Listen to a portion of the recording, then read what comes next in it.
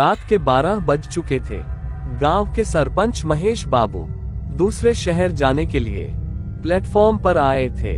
वह अपनी ट्रेन का बेसब्री से इंतजार कर रहे थे कि कब ट्रेन आए वह चले जाए। महेश बाबू सच्चे और एक ईमानदार व्यक्ति थे। अरे भानगढ़ वाली ट्रेन तो हमेशा ही लेट रहती है। ये कभी भी सही समय पर प्लेटफॉर्म पर नहीं पहुंचती है। ये हमेशा लेट ही हो जाती है। महेश बाबू ट्रेन का इंतजार कर रहे थे, तभी वहां पर ट्रेन की चेतावनी दे दी जाती है। यात्रीगण कृपया ध्यान दें, भानगढ़ जाने वाली ट्रेन नंबर 11,754 प्लेटफॉर्म नंबर 1 पर आ रही है। अरे वाह, चेतावनी दे दी गई है, मतलब कुछ समय में ट्रेन आने वाली है। महेश बाबू ट्रेन का इंतजार करने लगते हैं। कुछ समय बाद ट्रेन आ जाती है और वह ट्रेन अपने प्लेटफॉर्म पर रुक जाती है। फिर महेश बाबू उस ट्रेन के अंदर चले जाते हैं। कुछ समय रुकने के बाद ट्रेन वहां से रवाना हो जाती है। महेश बाबू ट्रेन के अंदर जाकर एक सीट पर बैठ जाते हैं। अरे वाह, मुझे तो मजा आ गया। आज मुझे ट्रेन में एकदम खाली सीट मिली है। ट्रेन धीरे धीरे करके अपनी स्पीड पकड़ लेती है। बाबू भैया ट्रेन के अंदर ही बैठे रहते हैं।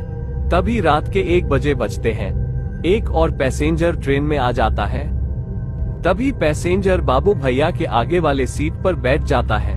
कुछ देर बाद बाबू भैया उसे कहते हैं, अरे भाई साहब, आप इतनी रात को कहाँ जा रहे हो? अरे मैं भानगढ़ अपनी बेटी से मिलने के लिए जा रहा हूँ। रात को यही एक ट्रेन आती है जो मुझे सही समय पर भानगढ़ छोड़ देती है।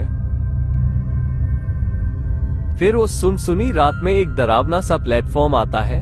वहां पर चारों तरफ जैसे कई दुआएं निकल रही हो और पूरे प्लेटफॉर्म पर कोई आदमी नहीं था। सुनसान सा प्लेटफॉर्म था। वहां पर वो ट्रेन आकर रुक जाती है। कोई ट्रेन से बाहर नहीं उतरता है। अरे क्या बात है, कोई भी इस ट्रेन से बाहर क्यों नहीं जा रहा और यह प्लेटफॉर्म इतना सुनसान क्यों है? सभी कहते हैं ये भूतिया प्लेटफॉर्म है। यहाँ पर रात को औरत के चिल्लाने की आवाज आती है। बाबू भैया उस आदमी की बातों पर विश्वास नहीं करते हैं। वो ट्रेन से उतरकर बाहर चले जाते हैं। वो देखना चाहते हैं कि लोग इस प्लेटफॉर्म पर क्यों नहीं उतरते। फिर बाबू भैया उस प्लेटफॉर्म पर उतर के बाहर आ जाते हैं। उसे एक और से एक लड़की आ रही थी। अरे गर्मा गर्म चाय ले लो, स्वादिष्ट व शानदार चाय ले लो, मेरे हाथों की बनी स्वादिष्ट चाय ले लो। अरे भैया, तुम मेरे पहले पैसेंजर हो जो चाय पीने के लिए प्लेटफॉर्म पर आए हो। अरे तुम बातें तो कम करो और एक गर्मा गर्म चाय की प्याली डाल दो ताकि नींद ना आए। बाबू भैया चाय पीने में लग जाते हैं। बाबू भैया को वह चाय इतनी टेस्टी लगी, वह चाय में मगन हो जाते हैं और वह लड़की एक चुड़ैल के रूप में बदल जाती है। बाबू भैया को इस बारे में पता ही नहीं होता है। जब वो अपनी चाय खत्म कर लेते हैं तो देखते हैं, अरे तुम कौन हो? तुम तो एक चुड़ैल हो और वो लड़की कहाँ पर गई?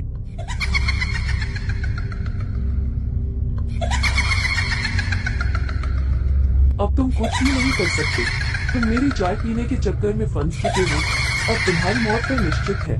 मैं तुम्हें मारकर तुम्हारा खून पी जाऊंगी और अमर हो जाऊंगी। फिर वह चुड़ैल अपने जादू से महेश बाबू को एक मकड़ी के जाल में फंसा देती है।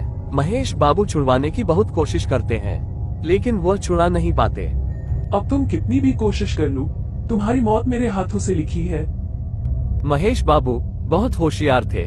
उनके हाथ में चाकू था, तो वो उस मकड़ी के जाल को काट लेते हैं और दौड़ते हुए वहां से चले जाते हैं और ट्रेन में बैठ जाते हैं और ट्रेन वहां से रवाना हो जाती है। अरे यह क्या हो गया? वो आदमी कहाँ पर चला गया? मैं उसका खून पी जाती तो अमर हो जाती। कितने वर्षों के बाद कोई आदमी इस प्लेटफॉर्म पर आया था। और वो चुड़ैल वहां से चली जाती है और इस स्टेशन पर दूसरी जगह चाय बेचने लग जाती है ताकि कोई आदमी और आ जाए। अरे भाई, इस स्टेशन पर तो एक चुड़ैल है जो चाय के बहाने सब लोगों को मौत के घाट उतार देती है। अरे यह एक भूतिया स्टेशन है। जो भी व्यक्ति इस स्टेशन पर चाय पीने के लिए उतरता है वो वापस कभी नहीं लौटता। चुड़ैल उसे मार डालती है। तो इस भूतिया स्टेशन का कोई इलाज तो करना होगा। नहीं तो यह चुड़ैल बेकसूर लोगों को ऐसे ही मार डालेगी। फिर कुछ दिनों बाद महेश बाबू उस ट्रेन में एक तांत्रिक को लेकर आ जाते हैं ताकि वो उन बेकसूर लोगों को बचा सके जो चुड़ैल उनको मारने वाली है। महेश बाबू एक हिम्मत वाले आदमी थे, वो सबकी भलाई चाहते थे। फिर महेश बाबू और तांत्रिक दोनों उस भानगढ़ वाले रेलवे स्टेशन पर आ जाते हैं और प्लेटफॉर्म पर उतर जाते हैं। तभी उनके सामने एक और डरावनी चुड़ैल आ जाती है। अरे वाह, तुम फिर आ गए और एक को और साथ लेकर आए हो। मैं तुम दोनों को मार डालूंगी।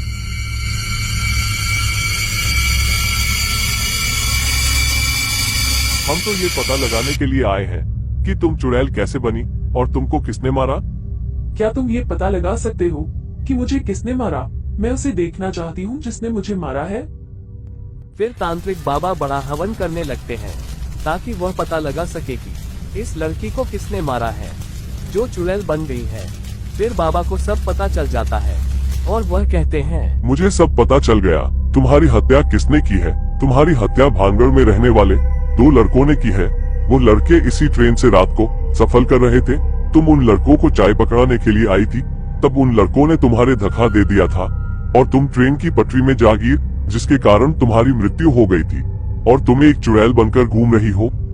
फिर तांत्रिक बाबा उन लड़कों को वहीं पर बुला लेते हैं। यही वो लड़के थे जिन्होंने तुम्हें धक्का देकर मारा था। अब तुम उनसे अपना बदला ले सकती हो। फिर वो चुड़ैल अपनी आंखों से तेज रोशनी डालती है जिसके कारण वो दोनों जलने लगते हैं और वो दोनों लड़के चलकर वहीं पर राख बन जाते हैं। फिर उस चुड़ैल लड़की के शरीर से वो आत्मा बाहर निकल जाती है और वो लड़की आजाद हो जाती है। धन्यवाद तांत्रिक बाबा, जो तुमने मुझे आजाद करवाया।